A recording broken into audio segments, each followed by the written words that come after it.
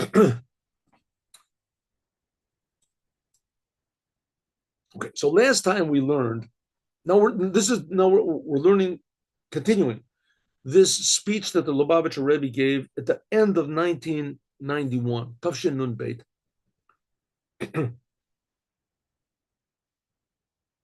And in it, the Rebbe is talking about Moshiach. And the Rebbe explains that Moshiach is, especially for the Jewish people, that's the Jewish people, they're the ones that have the responsibility to bring the Moshiach. So it says the whole future redemption that the Moshiach is going to bring is going to be major, major changes in the world. The point of Judaism, and Hasidut really stresses this, is how important the world is to God, physical world. How important this physical world is. That's why God created man. That's why here is going to be the third temple. That's why there's going to be, the Jews have to come to the land of Israel. What's so important about the land? Jews have to be in the land of Israel. Physical land, and the holy temple, third temple is going to be built here in the physical land. The raising of the dead is going to be here in the physical land, the physical world. Which nowadays, this is impossible to understand. I mean, obviously, the main thing is going to heaven. This world is terrible.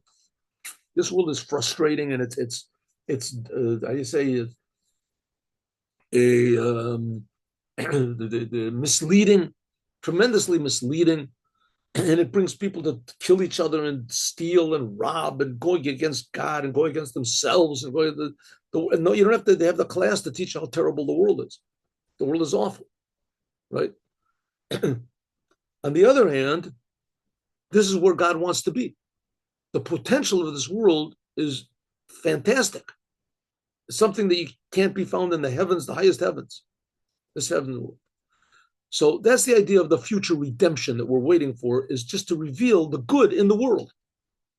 What is this good in the world? When people start doing what God wants, then the physical world will be revealed to be infinitely, infinitely higher than all the spiritual worlds that are promised by all these other religions and methods and things like that. Okay, so how is this going to be real? That's called the Geula. Geula means to be free. To be free. We're just going to free what is. Free the release, reveal the goodness of man, the goodness of the world, the closeness of God. To reveal it. Reveal it. That's it. So the Rebbe said, this when God is revealed, this is a big change. Big change. I mean, it's like the difference between somebody being sick or somebody being in a coma and suddenly being okay. Right? Being okay. Like you can imagine, everyone's waiting outside in the room, and grandpa is like, he's 115 years old, and he's in a coma, and it's any second now going to come out. And all of a sudden the doors open up, and there comes grandpa. What's going on? He says, hey, wow, that's really nice. The whole family is here. Ah, this is a really pleasant surprise. Grandpa, we thought you were dead. What? That's why we're all here. You're dead? Here, look at me. I'm great. I feel good. Oh, I got a joke. Listen to this. And everybody's laughing. He says, I got a song. Listen to the song. He sings, he's dancing and he's singing. He says he's got he's praising everybody, saying good things about everyone. What happened? Grandpa, a second ago, he was totally out. Something like that is going to be the future redemption. The world is in a comatic state. We don't see the good that's in the world. We don't see the good. We don't see the clarity of what is life, the meaning, what love really is. We don't see it, right? It's like grandpa this Mashiach comes, is going to waking it up like. Of course, the example I gave is not exactly a good example, because grandpa, people knew what grandpa is, but we don't know what godliness is. And it's been hidden already for thousands of years. So it's like, grandpa's been in a coma for 3,000 years. That's a long time to be in a coma. But that's what's going to be. Okay, so the Rebbe says that therefore the future redemption is compared to the new moon. The new moon. And it says that the future is going to be renewed like the moon. So the Rebbe says, 1 second. This doesn't make any sense. what did I just give you an example of? That grandpa was in a coma and he comes out and he's revealing all of his personality and his talents, and he's making everybody happy, and he's laughing and he's singing and he's saying intelligent words and he's praising everybody, making everybody feel good. That's like the full moon. That's like the full moon. All of what was concealed will be revealed. All of the good which was asleep will be woken up. If so, the future redemption should be compared to the full moon, not to the new moon. The moon was just a sliver. The new moon is like people, the doctor coming out and saying, listen, your grandpa there's a change. It seems that he's not in danger anymore. Oh, that's the new moon. That's the new moon. There's hope. There's hope a little bit. But the future redemption is not the new moon. That's what we have now. A little sliver, the little sliver of hope, right? We see Lubavitcher Rebbe, right? He's got the qualifications of being Moshiach. Some people say, yes, he is the Moshiach, but there's a terrible exile. That's like a little sliver is being revealed. It's nothing compared to the redemption of the world at that time. So why is the total redemption compared to the new moon, where there's just a little sliver? It should be compared to the full moon. So the Rebbe says, I'll tell you why. Listen to this. Biurin, the explanation is in the service of every single Jew.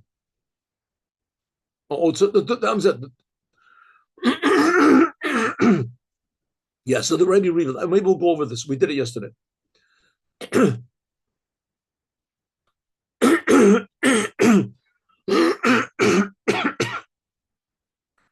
Says it's like the difference between a small child praying to God and a tremendous genius tzaddik praying to God. A tremendous genius tzaddik that he knows all the Kabbalah and other things.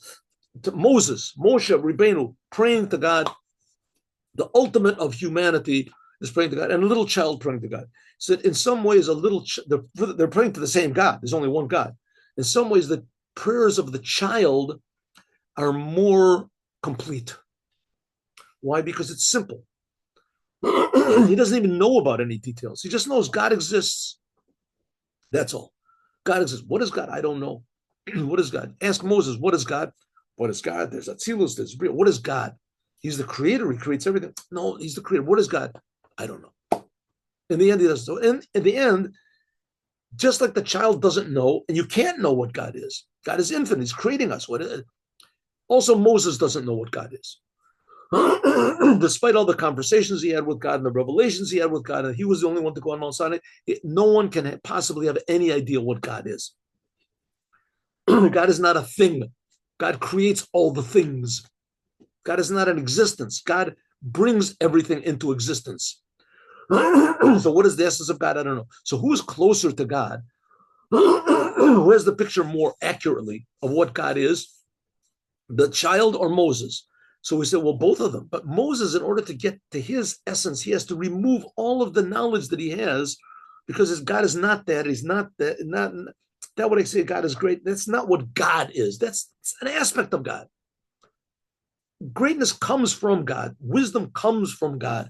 Infinity comes from God. Existence comes from God. What is God himself? Ask the child. He goes, what? Ask me. Moses said, ask me. I don't know. So that's the answer. So in some ways, a child has more the whole picture than Moses does. The same thing about a person. The moment that a baby is born, that's the whole person. The whole person is born. His talents are not revealed, right? But if you take the difference between a child before he's born and after he's born, the difference is infinitely greater than a child after he's born.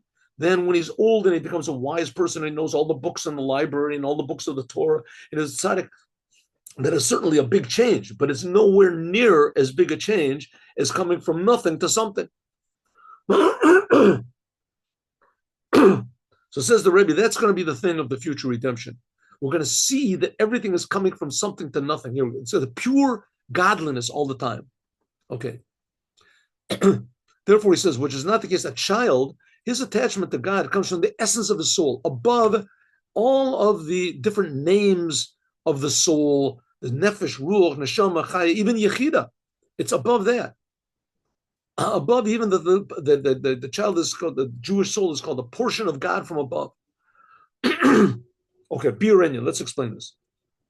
Now, I just want to say one small thing. Everything that's mentioned in Chassidut is relevant to us. Everything. Even being a tzaddik. The Torah starts off, Tanya starts off, be a tzaddik. A tzaddik is a person that he's certain that God exists every instant of his life. He treats it as an amazing gift that has to be used in order to serve the Creator. Every instant of his life. And this is a thing which is, who's relevant to such a level like this? It says even Rabbi Shimon Bar Yochai, the people that lived in his generation couldn't get up to Rabbi Shimon Bar Yochai's level. It says Rabbi Chia and his sons, they couldn't get up to that level. So we're going to get up to that level of Rabbi Shimon Bar Yochai. Where are we, Rabbi Shimon Bar Yochai? It says that Rabbi Chia and his sons, if they would come together, there would be the raising of the dead. They would all pray together. There would be the raising of the dead. It says it, and they weren't to the level of Rabbi Shimon Bar Yochai. That's Rabbi Shimon Bar Yochai. That's a tzaddik. And the Tanya says that's what we're supposed to be. Tei tzaddik.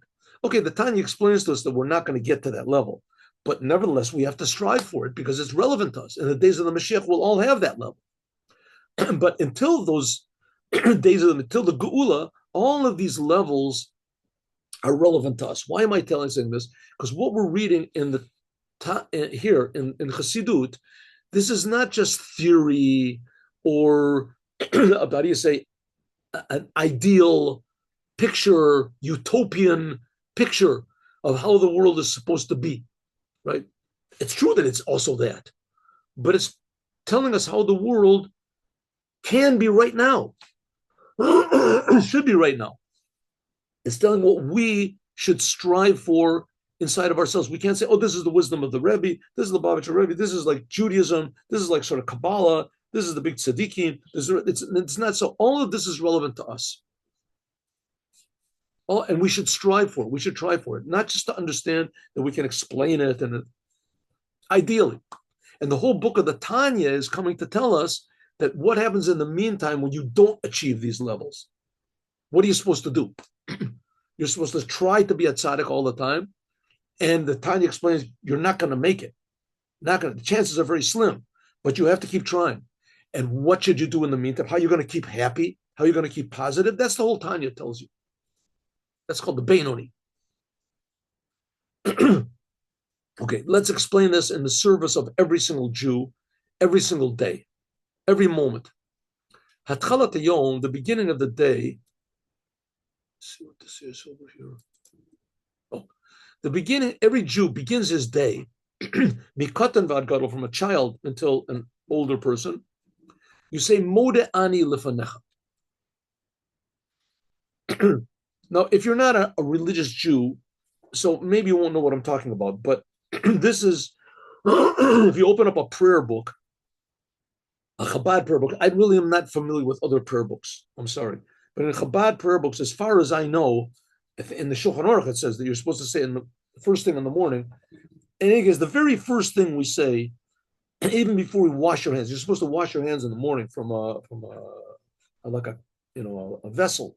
You wash your hands in the morning, and 3 times you pour on this hand and then that hand and this hand. You do it 3 times, alternate 3 times, and then you make blessings. Before you wash your hands, there's a prayer that you say, and it doesn't have God's name in it. So therefore you can say it with unwashed hands. And the prayer is, I am grateful to you, King. I am grateful to you, living, existing King, that you have given me back my soul. Right? And you gave me back my soul with mercy, and your faith in me is great. You gave me back my soul. You give me another chance. The Rebbe wanted this to be said in all of the public schools in America. The Rebbe wanted this to be said in all the public schools in America. And there was a chance that it could have been done, but anyway, politics got into it, and especially the Jewish politicians, they were totally against it. And More, I'm grateful to you, God, that if this would have been said in the schools, this whole insane suicidal woke movement would have not gotten off the ground. Wouldn't have gotten off the ground. Because this whole woke movement is the essence of like Asov. There's no God. No one's going to tell me what to do. I call the shots. Any definitions I make up. Forget about good and bad. Forget about, if people would have said, thank you, God, you gave me back my soul, people would realize that I'm not the boss. That there's a king. Melech Chai V'Kayom, there's an existing living king, and he gave me back my soul. So people won't be so quick and so certain of their own self-destructive desires and urges. Okay. Nevertheless, let's get on the good side. When you wake up in the morning, the first thing you should say is, Mode ani lefanecha. Take it from yad. Grateful am I to you, God, that you gave me back my soul.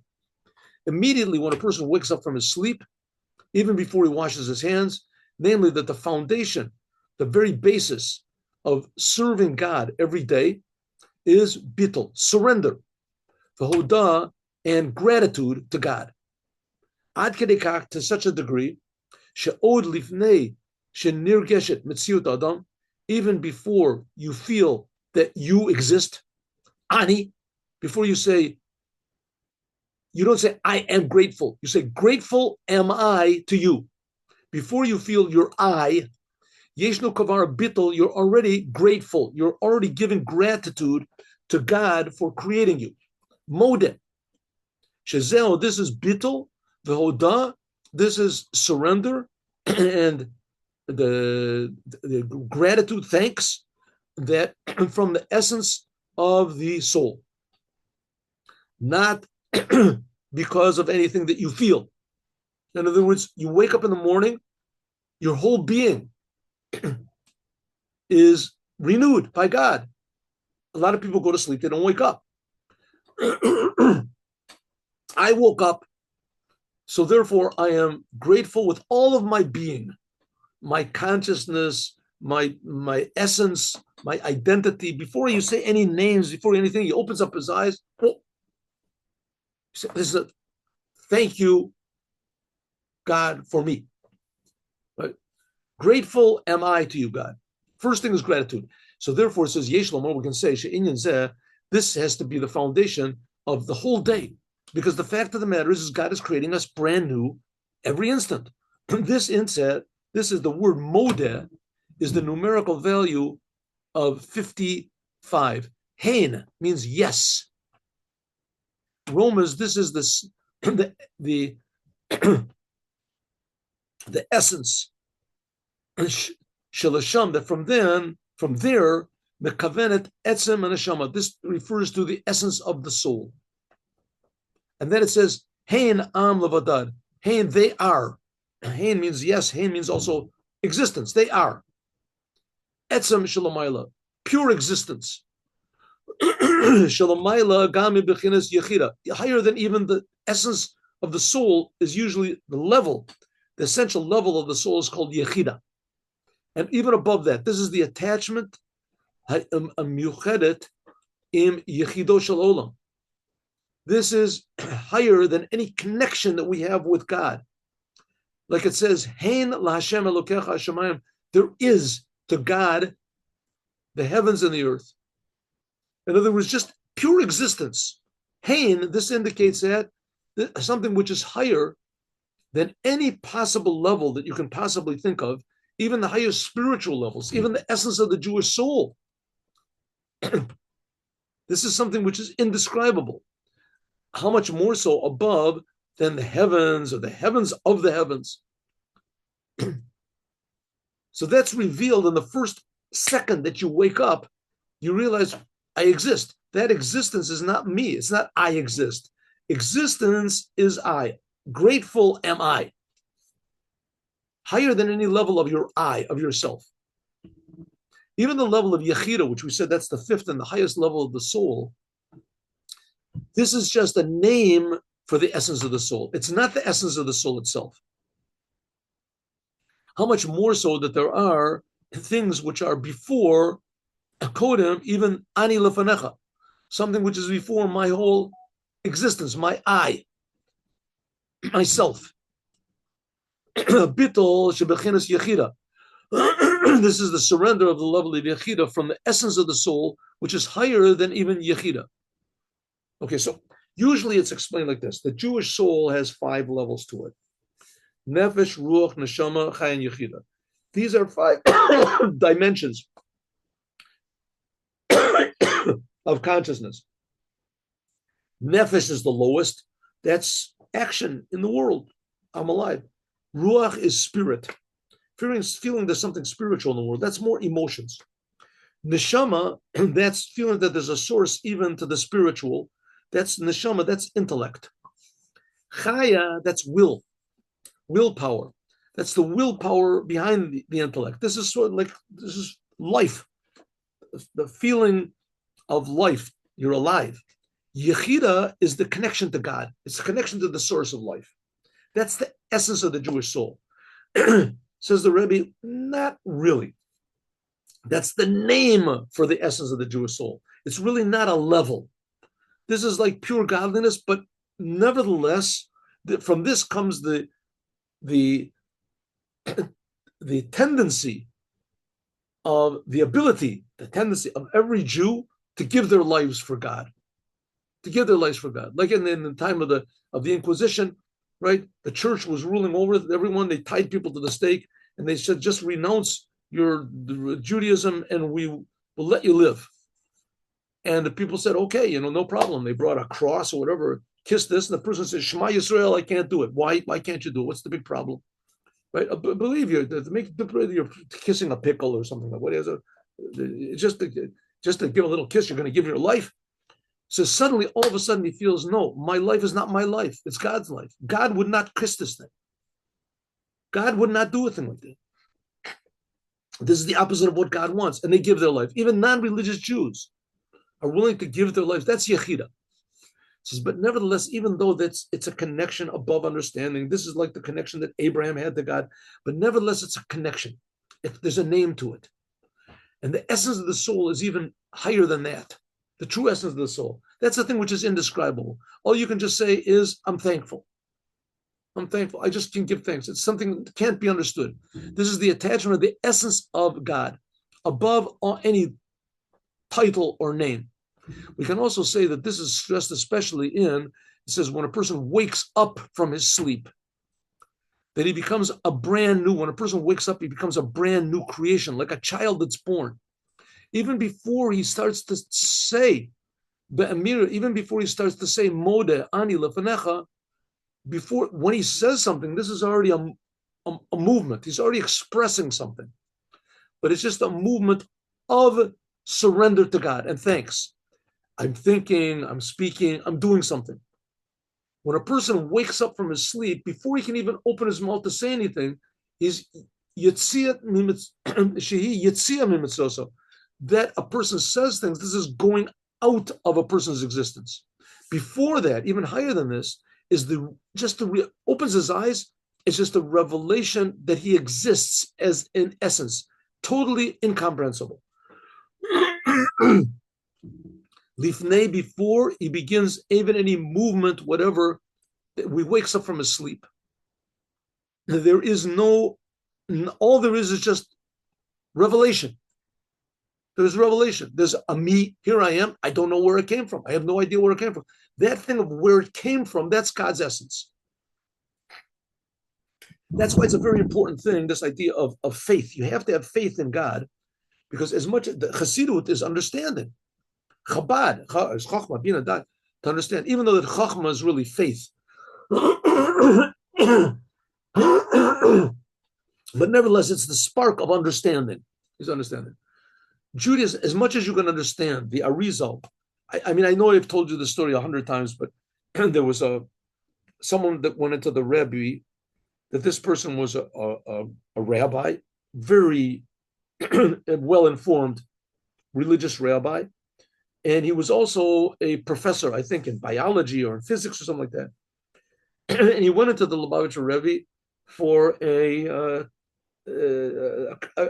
conversation, what do they call it, yechidus, went into the Rebbe. And he came out, he was just really impressed. So they said, no, what was the, he said, listen, the Rebbe knows all the books of Judaism. He knows everything, things that I never even heard of. He knows everything. He knows everything by heart. And those all the things that I'm expert in, he's more of an expert in. And what about, but in science also? He said the Rebbe knows everything about science. He knows the most recent ideas that are in science. He's really up to date in everything. And he understands all these different branches, of physics and medicine and everything like that. I said, but when I talked to him about, he said, I've never seen such a genius mind like that. And immediately, it's like he doesn't even have to think. And he says, but when we started talking about God, he talks just like my grandmother. Just like my grandmother. My grandmother doesn't know Kabbalah. She doesn't know Torah. She doesn't know the science. She doesn't know anything. She knows God. She knows that God exists. That is absolutely, and she doesn't understand what that is. She says that's exactly the attitude of the Rebbe toward God. Has no comprehension of what the essence of God is. Just pure faith. He says that's what a Jew should be all the time. Something which is above. All I know is that I exist, and I have absolutely no idea how that is, how it is. Especially the first thing when a person wakes up in the morning, that because he becomes one with God's essence, Jewish people and God are one, so therefore he wakes up, his essence wakes up. His whole being is awakened when he wakes in the morning. According to this, so now we can say that the whole existence, the fact that there is such a thing as waking up in the morning, waking up from your sleep, revealing the essence of your awareness, of your existence. This is the foundation for all service of God, which comes after that in the course of the day.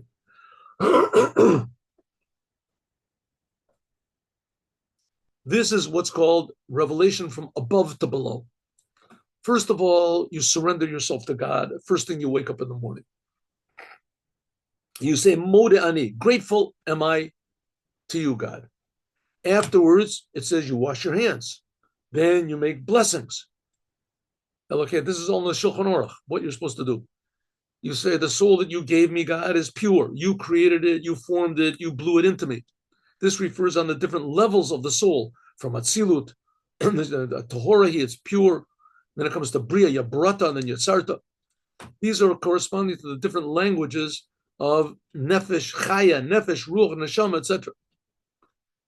Then afterwards comes all the blessings in the morning, 15 blessings. The rabbis say, this is how the world is. Thank you, God. I opened my eyes. I hear the rooster crowing, etc. That you released my limbs. Then you're thanking God. All these prayers in the morning you thank God for. And then after that, you start to pray. You pray. There's the 4 levels of prayer. The beginning is what's called Asiya. Then you raise up to a level of Yetzira. Then Bria. Then Atzilut. And you request what you need. That's the level of Atzilut. Fix up the world. And after that is drawn down into, you finish praying, and you go into the world. You go into the world. It says, first of all, you're supposed to go and learn a little bit of Torah after you finish praying. And then after that, you go into your shop, into your business, whatever you do, and you're working in the world. Yeah, and that's the whole purpose of the whole thing, is to make this world a holy place also. So he says that's the whole idea of what a Jew really is. A Jew really is beginning in the morning with the awareness that the fact that I exist is an amazing miracle that comes from the essence of God, above any name, above any sort of awareness. All I can say is just thank you. And from that, it comes down from above to below. You're connected to the essence of God as soon as you wake up. Then after that, there's levels you try to bring this awareness down and down into the world until finally afterwards you pray in your prayers. You have to put on tefillin, you do. And then after that, you finally go into the world and you work in the world. And you take this awareness of God that you have into your business with you, into your business. Okay. According to what we said before, now we can explain the whole the whole novelty of the future redemption by means of David the Mashiach ben David. And it says that the Jewish people are going to be renewed.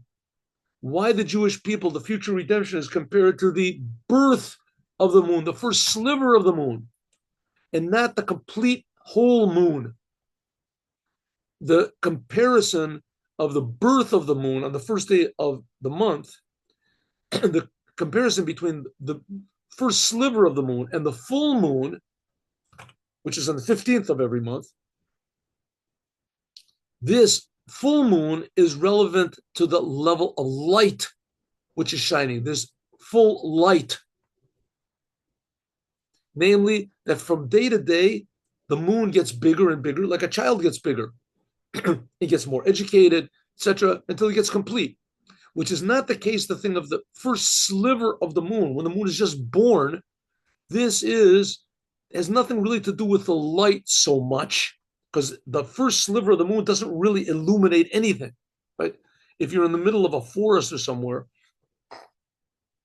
and there's no stars in the sky, there's no stars with, I don't know if there's such a situation like that. If you're someplace where there's no, and it's totally black. Sometimes there is, in Israel, they have blackouts. There's a blackout. It's very rare, because usually everybody has in their house some sort of a light that, that runs by batteries. But let's say eventually it's totally black. I don't know if you've ever been in a totally black place. I think once I was. They have this place in Israel where it teaches you, it says it simulates blindness. You go to a place where there's no, I guess they put blinds over your eyes, and it simulates being blind, and it tells you to do things, and etc. So you have a little appreciation of what a blind. But anyway, it's a very weird situation when you don't see anything. If you don't see anything, it's like, you can sort of imagine what it's like to be dead, because the world is just hidden from you. It's just, you're alone. You're just really, really, really alone. Really alone. True, you have your ears and you have your feeling and things like that, but it's like being in total darkness. It's like being dead. It's like being dead. It says, as soon as there comes the first sliver, when that first sliver comes of the moon, so it doesn't really illuminate anything. Right? It's like a person, let's say he's totally blind, and he can see one little spot. All of a sudden, one little spot of light appears in his eye. So he can't see anything. He can't read books. But there's hope. Suddenly he sees there's hope. There is such a thing as light. There is such a thing as seeing. It doesn't improve him. It doesn't really say anything to him. You can't really utilize it, but nevertheless, it's there. You know that it's there. That's the whole novelty that's real reality. Real reality is that it's there. That God is creating everything, and that there is such a thing as total real reality. There is such a thing as God. So the first sliver, it's not relevant to the light, since that it's just beginning to shine. But it's just the fact that there is light. Etzem shelamayla migiluyim. That after total darkness and the tachli, total darkness, before the light shines, this little speck of light shines. This renews, as when the speck comes, it shows that there is such a thing as light. But this, which is above any revelation, is drawn down and comes actually in the light of the moon from day to day. It gets more and more full. So the days that come after this first little sliver, that's more and more light. That you can use. If you're in a totally dark place when there's a full moon, it's almost like the day. It's almost like the day.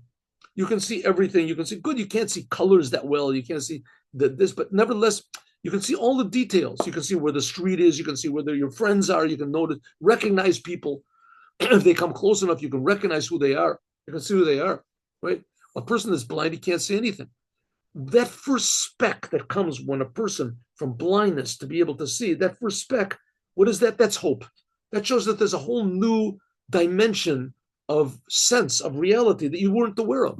It's the same thing, the future redemption. The future redemption, there's going to be that first speck that will be aware of what God really is. Now we can understand the main thing of the future redemption is that the second that it's born, that's like the moon, second that it's born, since that then is revealed the existence of the moon, that it exists.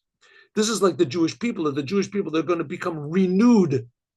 This is revealing the essence of what a Jew is, the essence of what God is. And not only that, that this essence will be drawn down and eventually become totally revealed. All these levels of revelation, when you add more and more light, like the moon, nevertheless, when there's more and more light, you will feel the essence which is above understanding. Like I told you about the story with the Rebbe, right? He knew of this, but everything that he learned, that he knew, everything he knew was always feeling that essence. The same thing, a person that he feels surrendered to God, that his existence is totally dependent on God. So he can become rich, he can become successful, he can become famous, he become the president of the world, right? But his main thing is total surrender to God. That's King David. That's Moshiach. King David was the king. He had everything. And his main thing was total surrender to God. Look in the Psalms, read the book of Psalms. And he was a king that he was the lowest person in the country. Everyone in the country felt that they were something. King David felt he was absolutely nothing. Everything he had was good. The only reason he was a king because God made him. He forced him to be a king. He feels this renewal of the first second constantly. Then in the future, everyone will see actually in a revealed way that the true existence of what Jews really are, the essence of the soul, that's one in the essence of God. Jews and God are one. And God is the creator of everyone. That God creates everyone.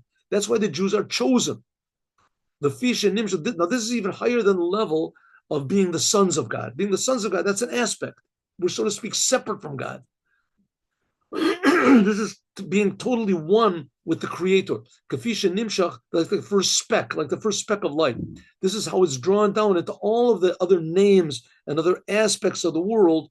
Like the moon gets bigger and bigger, but don't forget that first essence, that first sliver. It was a miracle. And so everything in the world is a miracle. All of your thoughts, your speech, your deeds, your physical body, all of the limbs that you have, and etc. It's all big miracles. And that's going to be the main thing of Kislev, and that's what we're going to talk about tomorrow. We have to remember where we're at in Tet. Okay.